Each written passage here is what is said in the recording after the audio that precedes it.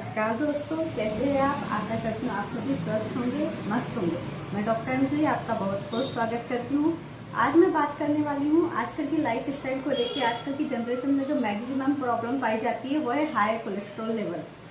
यदि हम नॉर्मली भी ब्लड लिपिड प्रोफाइल टेस्ट करवाते तो हमें पता चलता है कि हमारा कोलेस्ट्रॉल लेवल बढ़ा है।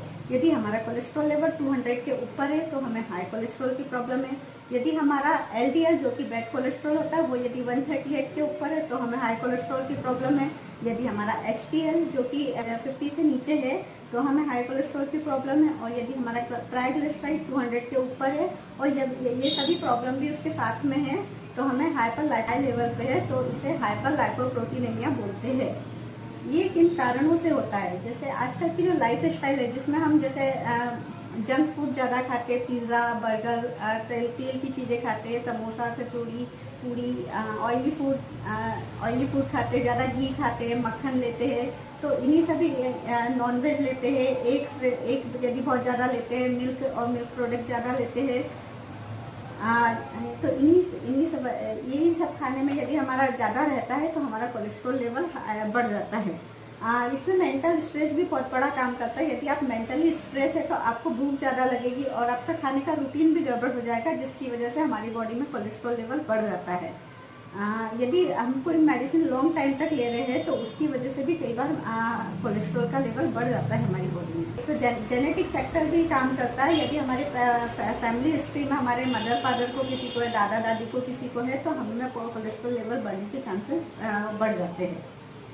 और यदि यही कोलेस्ट्रॉल लेवल यदि बहुत ज़्यादा हो जाता है, यदि 350 के ऊपर ये कोलेस्ट्रॉल का लेवल चला जाता है तो हमें एथेरोस्क्लेरोसिस होने के चांसेस बढ़ जाते हैं। और यदि ये हार्ट को सप्लाई करने वाली आर्टरी में होता है तो हमें हार्ट अटैक होने के चांसेस होते हैं। ये जो हमारी जो आर्टरी है उसमें यदि कोलेस्ट्रॉल डिपोजिशन बढ़ जाता है तो उसको हम एथेरोस्क्लेरोसिस बोलते हैं। और ये जैसे ही आर्टरी में जमता है तो जो ब्लड का फ्लो है वो स्लो हो जाता है। जितना ब्लड सप्लाई हमारी बॉडी जहाँ पे चाहिए होता है जिस ऑर्गन में उतना सप्लाई नहीं हो पाता, जिसके कारण कि हमको प्रॉब्लम आती है। यदि एथेरोस्क्लेरोसिस हार्ट की आर्टरी में हुआ है तो हमें हमारा हार्ट का ब्लड सप्लाई बंद हो जाएगा और जिसकी वजह से हमें हार्ट अटैक आ जाता है।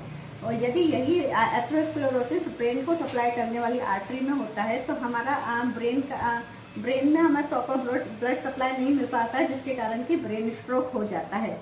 और यदि हमारा कोलेस्ट्रॉल लेवल बढ़ा हुआ है तो हमें गॉलब्लैडर स्टोन होने के चांसेस भी बढ़ जाते हैं। इसके साइंस और सिम्टम्स में क्या है, एकदम वो वीकनेस होती है, बहुत जल्दी थकान हो जाती है। कुछ भी काम करते हैं तो ऐसा लगता है कि थोड़ा सा काम करा और थक गए और सोने का मन करता है। हमें आलसीपना आ जाता है, बहुत ज़्यादा आलसीपना होता है और ओबेसिटी बढ़ जाती है। लीवर डिसीजेस हो सकती है, हाई बीपी हो सकता है और हाथ पैर में टिंगलिंग, झुंझुनाहट या सुन्नपन भी होता है। ट्रीटमेंट के बारे में बात करेंगे तो इसमें हमें मेडिसिन के साथ साथ डाइट पे भी कंट्रोल करना पड़ता है। तो सबसे पहले हम देखेंगे डाइट में हमें क्या क्या कंट्रोल करना चाहिए। हमें घी तेल की चीज़ें नहीं खाना चाहिए, बाहर का खाना नहीं खाना चाहिए, जंक फूड नहीं खाना चाहिए, पिज़्ज़ा बर्गर नहीं खाना चाहिए, अचार ज़्यादा नहीं खाना चाहिए, एग नहीं खाना चाहिए ज़्यादा, मिल्क प्रोडक्ट हमको ज़्यादा नहीं खाना चाहिए, मैदे से बनी चीज़ें हमें ज़्यादा नहीं खाना चाहिए, नमक का इंटेक भी कम करना चाहिए।